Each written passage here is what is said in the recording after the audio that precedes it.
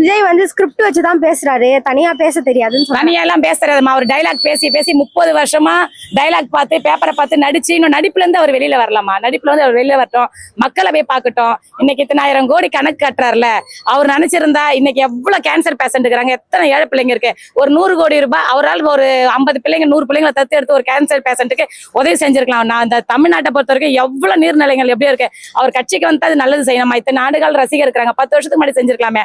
இதே ஒரு +2 படிக்கிற பசங்களுக்கு மார்க்கு பிரைஸ் தராரு, எப்படி தராரு, 1200 மார்க்குக்கு 199 எடுக்கணும்ன்றாரு.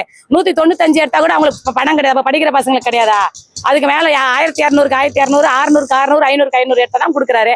அது வந்து சும்மா கண் துடைப்பு, அவர் மட்டுமா கொடுக்குறாரு. இதே ஒரு சூர்யாவை சொல்லுங்க, அவருக்கெல்லாம் நாங்களே சல்யூட் அடிச்சு அவரை வரவே இருக்கலாம். அவர் மினிஸ்ல எவ்வளவு பேரை படிக்க வைக்கிறாரு, எவ்வளவு நல்ல திட்டங்கள் பண்றாரு. ஒரு சூர்யா, சிவகுமார், கார்த்தி எவ்வளவு நல்லது செய்யறாரு. இவர் என்ன செஞ்சுட்டாருன்னு தெரியல. 250 கோடி ரூபாய் விட்டுட்டு வராராமே.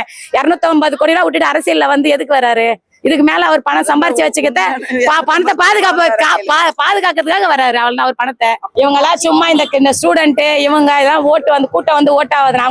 நான் வந்து பக்கா ஏடிஎம்கே விஜய் ரசிகர். நான் தான் எங்க வீட்டுல 54 ஓட்டு. விஜய் வந்தா நாங்க 10 பேர் நின்று பார்க்கதான் செய்வோம். முடிஞ்சா விஜய ஜெயிச்சு காட்ட சொல்லுங்க. அவர் எடப்பாடியார் அண்ணங்கிட்ட மோதி, அதிமுக கிட்ட மோதி, முடிந்தால் 2026 விஜய் ஜெயிச்சு காட்டட்டும்.